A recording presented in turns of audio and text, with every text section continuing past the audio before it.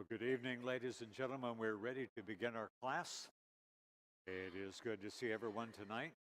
We've gathered once again to study from the Bible, and we're looking again at the book of Exodus, and we're looking at the Passover. We're on lesson number 7 tonight. That puts us on page number 23.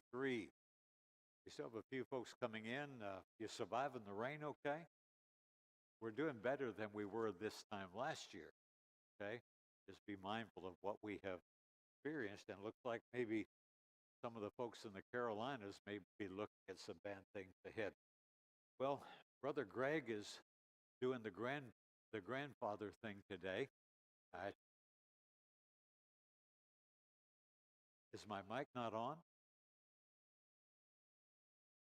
Okay, Jared, they're asking for the mic to go up a little higher. Okay, okay. All right, thank you, Jared. All right, yeah, Greg is up with his kids in Dallas and being a granddad, and he will be back Sunday. So he'll be doing the class on Sunday. Uh, we're looking at the Passover. Let me just do a little bit of review on this past lesson that we had on Sunday. We talked about the first 9 plagues. Remember, there are 10 plagues altogether, but the first 9, they were setting up for the 10th. And we talked about this text, which we will see in our lesson tonight, but I went ahead and jumped ahead a little bit on this past Sunday when we talked about Exodus 12:12. When God gets ready for the 10th plague, he said, "For I will pass through the land of Egypt on that night and will strike all the firstborn of the land of Egypt, both man and beast, and against all the gods of Egypt I will execute judgment. I am the Lord." And one of the things that we pointed out on Sunday was that all these plagues were judgments upon the gods of Egypt. We talked a little bit about those gods, how that Egypt worshipped as many as 2,000 gods, and each locality, each governing body had its own deities, and some of them would have 8 or 10 or maybe even 20 gods that they worshiped. But it wasn't just gods; they had female gods, goddesses, and the images of these gods typically combined a human with an animal. Here you can see something that looks maybe like an eagle or a hawk on the head of a man. The animals were living images of the god, and so they worshiped many of the animals that they saw. Every part of Egyptian life was governed by the gods, whether it was the domestic life in your home or whether it was the agricultural life in the field or the business life, whatever it might be, the gods governed all of that. But the gods, interestingly, acted a whole lot like the people. That is, they would sin, they would argue with one another, they would fight, they would marry, they would have children, and they would die. So the system of gods that Egypt had was extremely complex, and certainly the Israelites must have been influenced to some degree by that, because you remember when they left Egypt, they wound up making a golden calf. Remember that? So they may have been influenced by some of the stuff they saw in Egypt. We talked about all the plagues and how that all the plagues represented an assault on the gods of Egypt. We don't have time to go over that again, but you do need some more information on that. I can give you the outline that we had. But we want to go ahead now tonight and get to the Passover, because it is time for the 10th plague. That's going to put us in chapter 11, 12, and part of chapter 13. And so we're on page number 23 of our workbook, and we'll be covering that. David, you had a question before class, and I'm not sure if I understood the question completely, about at the end of chapter 10, at the last verse, Pharaoh said to Moses, "Get away from me, take heed to yourself, and see my face no more, for in the day you see my face you shall die." Moses said, "You've spoken well, I will never see your face again." Um,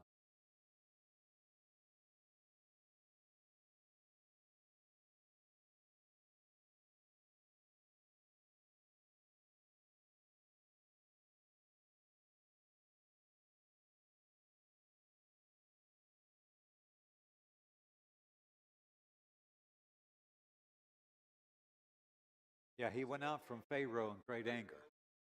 Uh-huh. I don't believe so. I, the well, while he was, what I understand to have happened, David, first of all, the chapter break may not serve us well here, because the chapter 10 ends by saying, "Get away from me, and you'll see my face no more," and all that, and so we assume then that Moses goes out.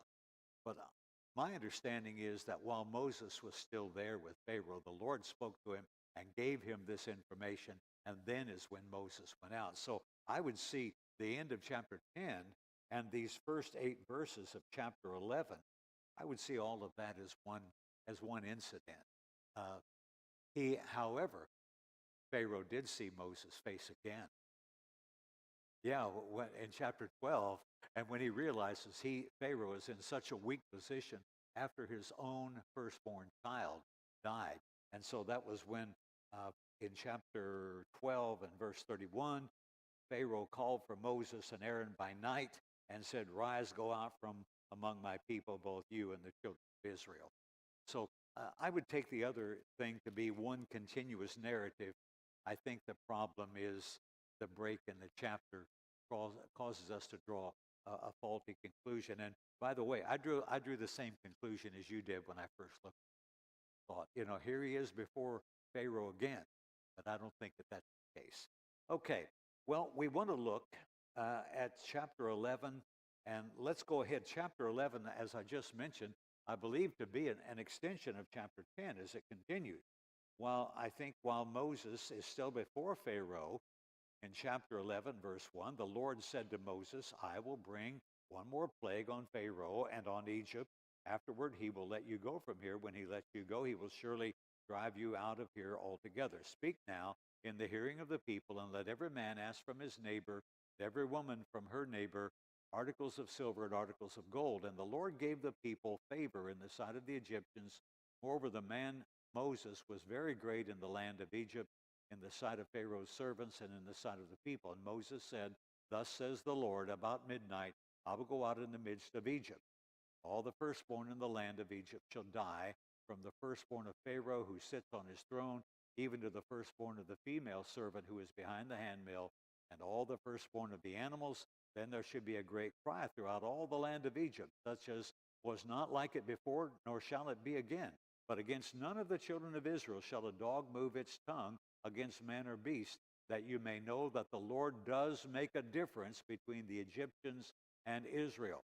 And all these your servants shall come down to me and bow down to me, saying, 'Get out, all the people who follow you. After that I will go out.'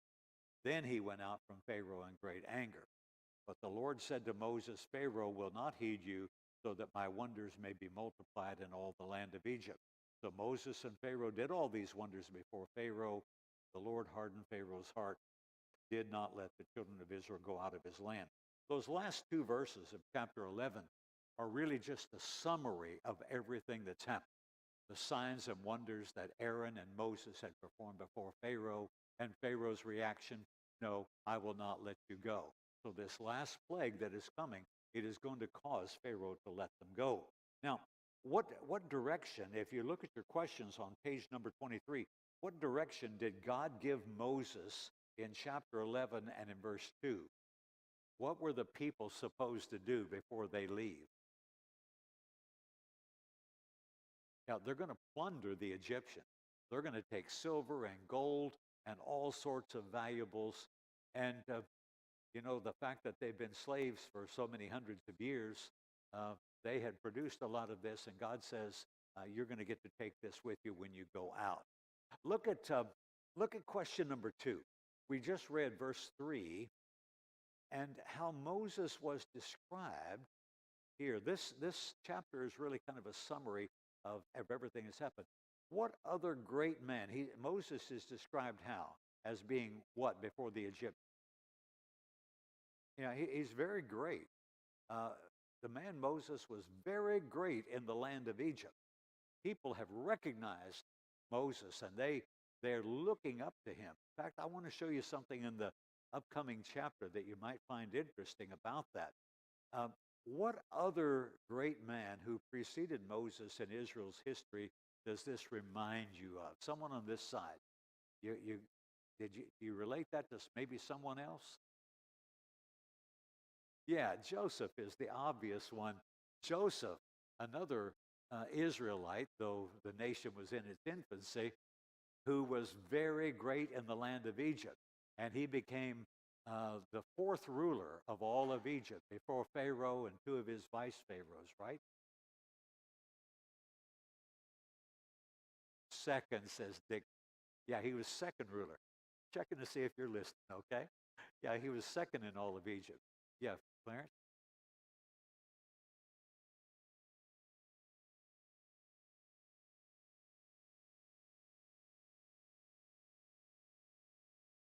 Yeah, the gold and silver and all these valuable things that they take, all of this is being going to be used to build the tabernacle. And so that's an obvious purpose of it. Well, you've got question number 3. What plague was mentioned in chapter 11? It's obviously the plague of the death of the firstborn. And that plague is going to touch Pharaoh's own family. And so uh, you see the stubbornness of Pharaoh. You know, when is stubbornness a really good thing? Especially stubbornness in the face of God's will. Can anybody show me a case in the Bible or even in life outside the Bible in modern times? Can you show me a time when being stubborn in the face of God's will has ever worked out good for anyone? I don't think you can find anything like that. And so Pharaoh's stubborn, which he's just, you know, it kind of reminds me, and since we're not quite in the political season yet, uh, you know, sometimes you see candidates who, after they've lost an election, and especially if it's been a close election, what do they want? They want not a recall, but a recount. Yeah, they want a recount. And Pharaoh loses the first election here when the water is turned to blood, but he says, let's try this again. And so another plague and another plague. And now there's been 9 recounts, and Pharaoh has lost how many times out of 9? He's lost 9 out of 9 times, and he's determined now that I'm not going to lose. But he's going to lose, and he's going to lose so badly this time that he will lose his own son. And what a tragedy. It didn't have to happen, but indeed it did. Well, yes, David?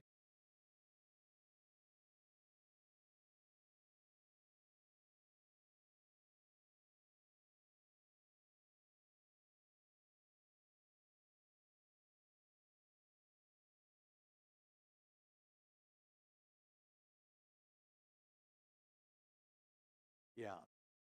David's pointing out that Josephus records that the people regarded Moses as a tall, handsome man.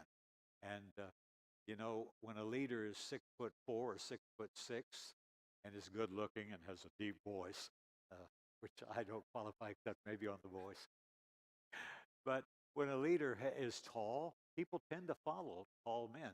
You think in terms of our presidents over the years. You know, long, long time ago that we had a president who was 5'6". Okay, it's more likely that they turn out to be 6'4" or something like that. But Moses may indeed have been a man of some stature and a handsome man.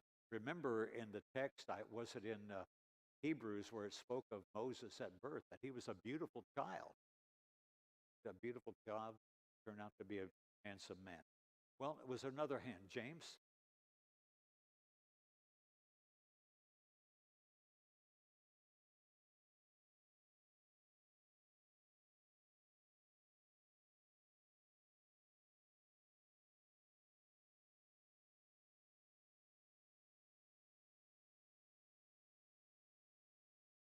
Yes.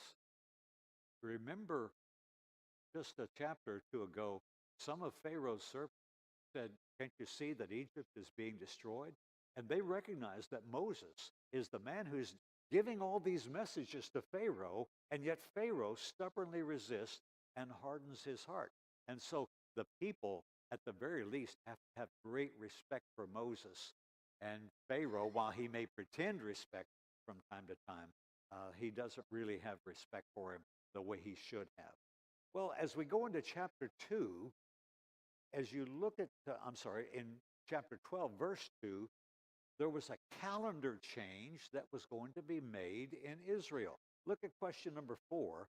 Question number 4, according to Exodus 12:2, what calendar change was this plague going to make in Israel? Trudy?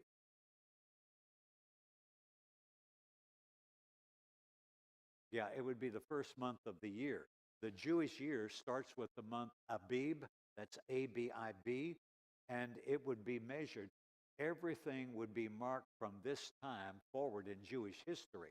So, looking at the first couple of verses, it says, now the Lord spoke to, this is chapter 12, verse 1. Now the Lord spoke to Moses and Aaron in the land of Egypt, saying, this month shall be your beginning of months. It shall be the first month of the year to you. And so that Jewish time then, from this time forward, I don't know how it was counted prior to that, but from this time forward, Jewish time would be marked by the month of the Passover. That would be then the new year. It's the month Abib. And of course, that's the month that you see in the New Testament when Jesus died. Getting a little bit ahead. Well, we've got some more questions about this Passover. And question number 5, how were the Israelites supposed to prepare for this last plague? What were they supposed to do? The plague is going to come, and it's going to come evidently very soon. What were they to do to prepare? Primary thing was what? Okay, you got several things going to happen here. They were to take an animal, and they were to kill that animal and do what with the blood? They were to put it on the lintel and doorpost of their house. The lintel is the part that goes over the top of the doorpost, the sides. So they were to put blood on that. Now, could they take just any animal they wanted? Tell me about the animal. Someone over here, tell me about the animal. What kind was it? Okay, it was an animal without blemish, male or female. How old? Of the first year, yes. And it could be from the sheep or the goats. That was the only option they had, from the sheep or the goats. Otherwise, it had to be lamb, male, first year, kill the animal, put the blood on the door. Let's read those verses, starting at verse 3. He says, speak to all the congregation of Israel, saying, on the 10th of this month, every man shall take for himself a lamb according to the house of his father, a lamb for his household. And if the household is too small for the lamb, let him and his neighbor next to his house take it according to the number of the person. According to each man's need, you shall make your count for the lamb. Your lamb shall be without blemish, a male of the first year. You may take it from the sheep or from the goat. Now you shall keep it until the 14th day of the same month. Then the whole assembly of the congregation of Israel shall kill it at twilight. And they shall take some of the blood and put it on the 2 doorposts and on the lintel of the houses where they eat it. Then they shall eat the flesh on that night, roasted in fire with unleavened bread, with bitter herbs. They shall eat it. Do not eat it raw, nor boil it all with water, but roast it in fire with its head, its legs, and its entrails. You shall let none of it remain until morning, and what remains of it until morning you shall do what? Burn it with fire. You burn it up. You don't save any of it for tomorrow. Thus you shall eat it, verse 11 says, with a belt on your waist, your sandals on your feet, and your staff in your hand. Why? Be ready to go. That's the idea. Be ready to go. So you shall eat it in haste. It is the Lord's Passover. For I will pass through the land of Egypt on that night and will strike all the firstborn in the land of Egypt, both man and beast. And again, here's our verse, and against all the gods of Egypt I will execute judgment. I am the Lord. Now the blood shall be a sign for you on the houses where you are. And when I see the blood, I will pass over you. And the plague shall not be on you to destroy you when I strike the land of Egypt. And so what you have here are some very specific instructions, what God says must be done in order to prepare for this terrible plague that is to come upon all of Egypt. And what would you expect to happen if the Israelites did not obey God and say, well, we're God's people, God loves us, He's not going to be strict with us, we don't have to do that, what would happen to them? They would die just like the Egyptians did. Yeah, that's right. And so you can see God has been very specific. And when God specifies something, you can't go into the business of changing it or neglecting it or anything like that. That's a fundamental truth of respecting the authority of God. When God speaks, whatever He said, that's what we're supposed to do. James? Do the Jewish people today still do that? Uh, as far as keeping a Passover meal, no, the blood was only for this one night, in my understanding. The blood was only for this night, but the Passover, which is what he addresses next, uh, that was something that was to be perpetual throughout the history of the nation of Israel. And of course, as you come to the end of the life of Jesus, on what night is Jesus betrayed? He's betrayed on the Passover. And so he ate the Passover with his disciples, and then within a few hours he was arrested. Did I see a hand over here? Thought I saw. No? Clarence.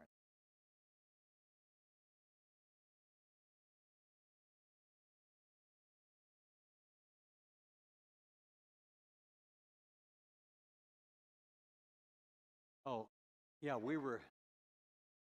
yeah. A lot of things the Jews still try to maintain today, uh, like the Sabbath. In fact, Clarence and I think it was the day we arrived in Tel Aviv, and we're staying in a hotel. The hotel is right on the beach of the Mediterranean Sea. And Clarence and I had taken a little walk down the beach.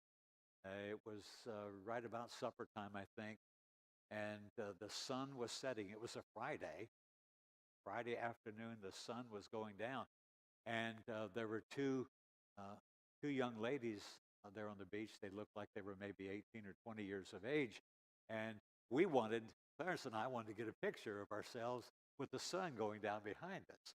And so I gave uh, my little camera to the one girl and said, "Would you take our picture?" And of course, I couldn't speak uh, whatever language she spoke, and she didn't speak English, but she understood what it meant to take a picture, and I showed her which button to push. She looked up like this, then drops the camera and says, "Shabbat, Shabbat." It was the Sabbath. The sun was going down, and that was marking the Sabbath. And she handed the camera back, could not take the picture. Then we went into the hotel, and the hotel had uh, a door that stayed open, from the time of sundown, so that the Jew who came into that door would not have to open a door, because that was like work. Taking the picture with the camera was like working on the Sabbath. And then the elevator, how many floors were there? About 8 or 10 floors in that hotel.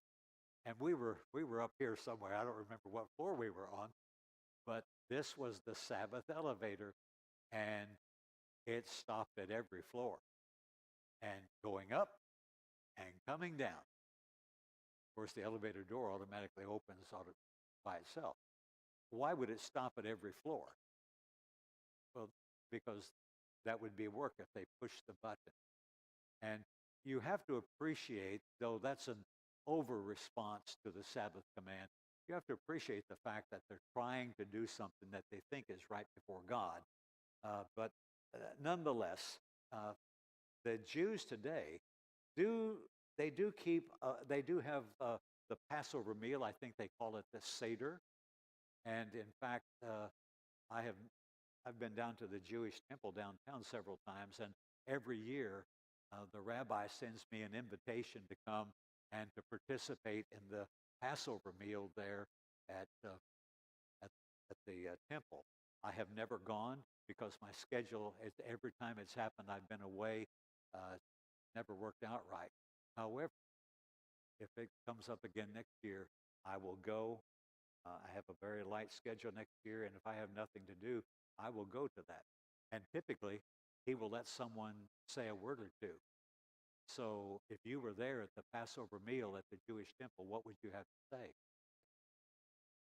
I know what I would say. And I would would come that this meal that you are observing, which has been observed now by Jews for well over 3,000 years, prefigured the death of the Messiah who was to come and save the Jews. Now Christ, the Passover for all. I would feel a sense of obligation if I were in something like that to say something about the Lord. And I think he would let me say it because he thinks it doesn't make any difference in the world what you believe. It's all the same to him whether you believe in Jesus or you don't. But if there's another 50 or 60 people there, I want to say that to them. 1 Corinthians chapter 5 and verse 7 says Christ is our Passover. I think that's one of your questions. Well, let's get on with the lesson here. We can ramble about Jewish tradition for a long time. Question 6, who does God claim to judge in Exodus 12:12? All the gods of Egypt. Yeah. And question 7, consider all the plagues. Do some research on the gods and goddesses of Egypt.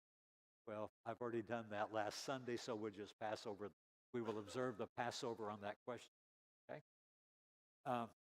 The next question puts us on page 24 as to the memorial that would be established to remember this plague, but not just to remember the plague, but to remember the deliverance that it would accomplish for Israel.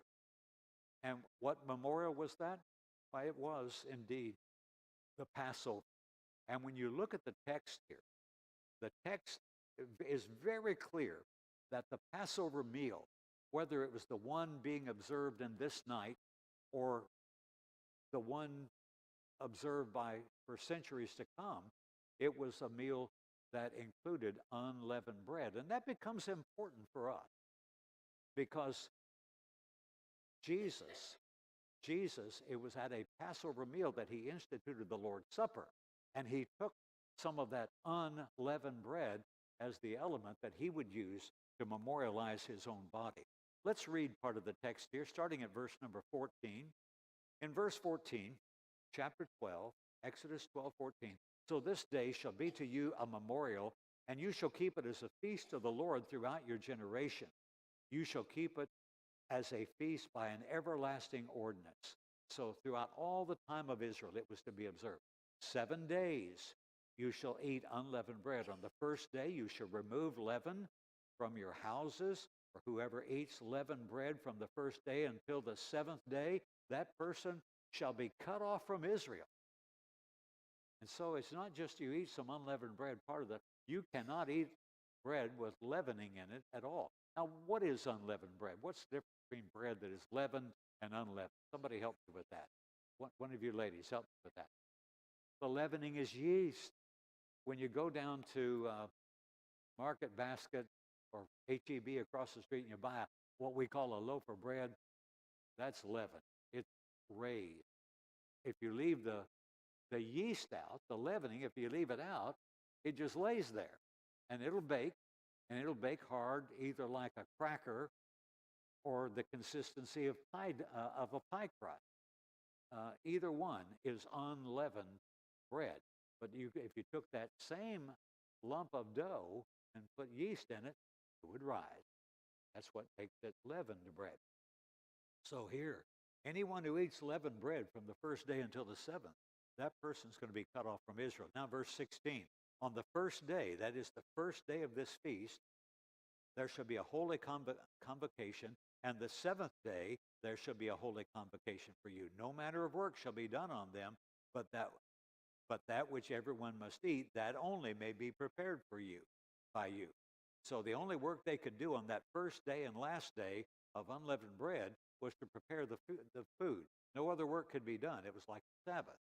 Verse 17, so shall you observe the feast of unleavened bread, for on this same day I will have brought your armies out of the land of Egypt. Therefore you shall observe this day throughout your generations as an everlasting ordinance. In the first month, on the 14th day of the month at evening, you shall eat unleavened bread until the 21st day of the month at evening. For 7 days no leaven shall be found in your houses. That whoever eats what is leavened, that same person will be cut off from the congregation of Israel, whether he's a stranger or a native of the land. You shall eat nothing leavened in all your dwellings. You shall eat unleavened bread. Boy, the Lord is specific on that, isn't it? And so here you get something about the Feast of Unleavened Bread. And actually, you've got two feasts that are actually merged together as one. Do you realize that? The Feast of the Passover and the Feast of Unleavened Bread. One follows the other. You've got Passover followed by the Feast of Unleavened Bread. And these two, in process of time, came to be regarded as one event. They were merged together and were regarded as one. Flip over to your New Testament for just a moment to the book of Luke. I'm looking at Luke chapter 22. We just read this a few weeks ago. I think we commented on this when we did Tech Talk in Luke chapter 22 and verse 1. Notice how it's worded here. It says, 22:1 of Luke. Now the feast of unleavened bread drew near, which is called Passover. The Passover and Feast of Unleavened Bread, even though they're separate, they came to be regarded as one. Go a little bit further down the page to verse 7. Then came the day of unleavened bread when the Passover must be killed. And he sent Peter and John, saying, Go and prepare the Passover for us that we may eat. And so the day of unleavened bread was the first day of the Passover week, and it was also when the Passover lamb must be killed. Okay? Anybody got a question on any of that? There's more on that in Leviticus. In Leviticus chapter 23, you want to slide over there. That's just your next book after Exodus. Leviticus 23, there's just a little bit more information there that kind of fills in a little bit of the blank from the text in Exodus. I'm looking at Leviticus 23 and verse 4. It says, These are the feasts of the Lord, holy convocations, which you shall proclaim at their appointed time. On the 14th day of the first month, there it is, that month Abib again. On the 14th day of the first month at twilight is the Lord's Passover. And on the 15th day of the same month is the Feast of Unleavened Bread to the Lord. 7 days you must eat unleavened bread. On the first day you shall have a holy convocation. There will be no customary work on it, but you shall offer an offering made by fire to the Lord for 7 days. The seventh day shall be a holy convocation. You shall do no customary work on it. So again, the same idea, Passover and then the 7 days of unleavened bread. But they came to be regarded as one, and they were treated as really just one big event. Okay? What was the purpose of this Passover meal? What was the purpose of the Passover and the unleavened bread? What did it memorialize to the people of God?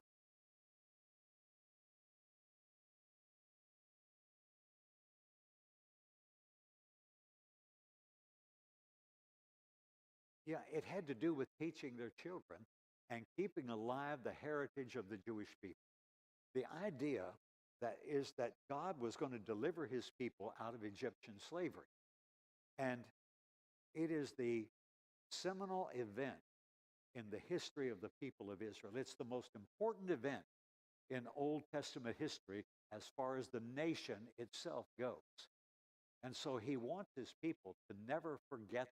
And so they've got this annual feast, the Passover, followed by the Feast of Unleavened Bread, to remind them of how that they were slaves, they were strangers in Egypt, and God delivered them. And one of the things I mentioned to you a couple of times, that the Jewish rabbi downtown at Temple Emmanuel, he says none of this ever happened.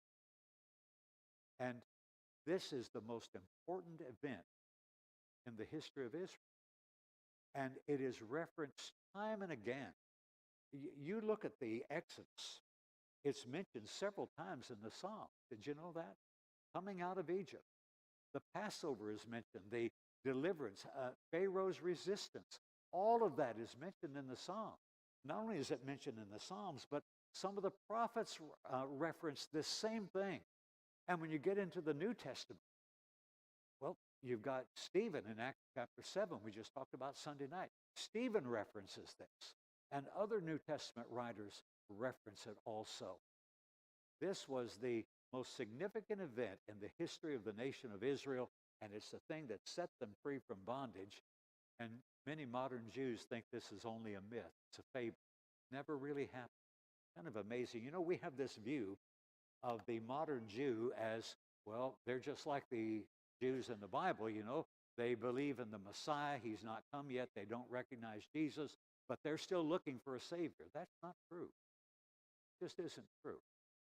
While you do have a handful of what are called Orthodox Jews who believe that God is going to send a deliverer, the overwhelming majority of Jews have no anticipation of a Messiah coming. It just is not part of their religion. It's not. And why not? Well, just like the rabbi downtown, he believes that these are just a bunch of myths in the Old Testament. He says there never were any Israelites down in Egypt. The story of Joseph is not true. The story of Jacob is not true. The story of Moses and Aaron, not true. It didn't happen. These books didn't come from God anyway. They were just legends that were made up. And you, and of course, I had to ask, uh, is any of the Bible true? He said, well, first of all, there's no such thing as inspiration. Scripture. That's where you make the mistake thinking that the Bible came from God. It didn't. The Bible was strictly the product of man, and men were not guided by God in giving the Bible. And so this guy is the most liberal, most modernist you could possibly imagine, that the Bible did not come from God. Well, then do we have any communication with God? Well, the Bible is an interesting book and it has a lot of good things in it, he said, but it's not inspired. It did not come from God. And he must have said that 10 times. And he said, furthermore, there is no such thing as absolute truth. You know, what may be true to me is not true to you and vice versa. There's no such thing as absolute truth. Of course, my question to him, he did open the floor to questions, and I appreciate him doing that. A lot of people don't have the courage to do that in religious discussions. But he said there's no such thing as absolute truth. So when I asked my question, I said, so you're saying that there's no such thing as truth, absolute truth. Nothing is absolutely true. Is that right? That's right. Well, is the statement you just made, is that absolutely true? Because if what you just said is true, then there is absolute truth, isn't it? And he said, well, you just don't understand. Okay, I'm sure I don't. You know, once you depart from the scripture, say God didn't speak to us, you're going to find some problems. Find a lot of problems. And that's where they are, and that's kind of sad. Well, anyway, we come here to the final plague. Um, we we look at verse 26 and 27. Look at that. That's where about the children that Clarence just mentioned. I think in verse 26, it shall be when your children say to you, "What do you mean by this service?" Service is a reference to the Passover. Having this Passover service, this meal. What do you mean by this? That's what your kids are going to ask you. Then you shall say, verse 27, it is the Passover sacrifice of the Lord who passed over the houses of the children of Israel when he struck the Egyptians and delivered our household. And I pointed out to the uh, rabbi that he could not read this to his children because he didn't believe it. Well, time for the plague to come. It's going to happen just like God said. In verse 29, it came to pass at midnight that the Lord struck all the firstborn in the land of Egypt, from the firstborn of Pharaoh, who sat on his throne, to the firstborn of the captive, who was in the dungeon, and all the firstborn of livestock. So Pharaoh rose in the night, he and all of his servants, and all the Egyptians. And there was a great cry in Egypt, for there was not a house where there was not one dead. And so, looking on page 24, question 10, what did the Lord do on the midnight of what would later be called Passover? Struck all the firstborn in Egypt. What a sad thing it was. That's what Pharaoh had pushed it to. Question 11, to what extent did God execute this plague in Egypt? Throughout all of Egypt, except what? where the blood was on the doorpost. What command did Pharaoh give to Moses and Aaron? You can sum it up in about 2 words. Get out. Rise and go. Yeah. Verse number 31, he called for Moses and Aaron by night, said, rise, go out from among my people, both you and the children of Israel, and go serve the Lord as you have said. Also, take your flocks and your herds, as you have said, and be gone. Remember, he told them they could go part way, but don't take your animals. This time you can take your animals, and he says, be gone. But he has one last word to say. Bless me. Pharaoh finally is humbled, isn't he? Is his humility going to last? No, because they're going to go out there and they're going to say, why did we ever let them go? Let's go get them and bring them back. Well, so there are just so many problems. What did the Egyptians say to the Israelites? That's question number 13. Someone on this side. What did the Egyptians say to the Israelites? Yeah, you all go on. We're all going to die if you don't leave. And they were scared, weren't they? They urged them to go. And they got what they wanted. The Egyptians, verse 33, urged them that they might send them out of the land, for they said, we shall all be dead. So the people took their dough before it was leavened, having their kneading bowls bound up in their clothes on their shoulders. The children of Israel had done according to the word of Moses, that they had asked him from the Egyptians articles of silver, articles of gold, and clothing. And so here they plundered, just like God said that they would. And the Lord, verse 36, had given the people favor in the sight of the Egyptians. So they granted them what they requested. Thus they plundered the Egyptians. Then the children of Israel journeyed from Ramses to Succoth, about 600,000 men on foot besides children. A mixed multitude went up with them, also flocks and herds, and a great deal of livestock. And we're just about out of time. I don't see the kids in the hall yet, but they're going to come any moment.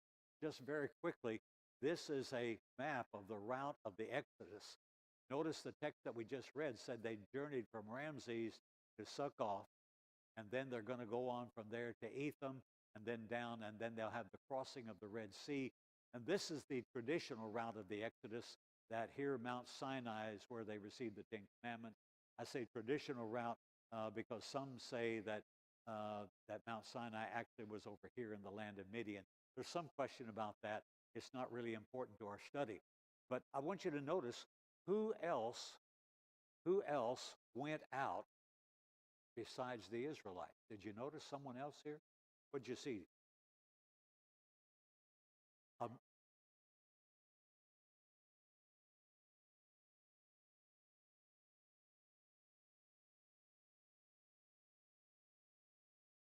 okay, mixed multitude. A mixed multitude went out with, says Mary Jane. That's what we just read in the text.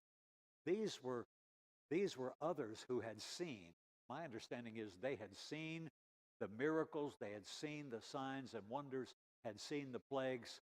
And Mary Jane's question is, did these people believe in the true God? They indeed might have. If you and I had been there in Egypt, Mary Jane, and we had seen all this, and we've heard about the God who's in control of all this, the people of Israel, I would want to be with the people of Israel, wouldn't you? Gentile or not, I'm going with the Israelites, okay? That's they can do what they want, but I'm going to get out of Egypt. Egypt, yeah. And well, remember, we just read that Moses was very great in the eyes of the people in Egypt. Okay, we're completely out of time, guys. They're stacking up at the door, so we got to let them in.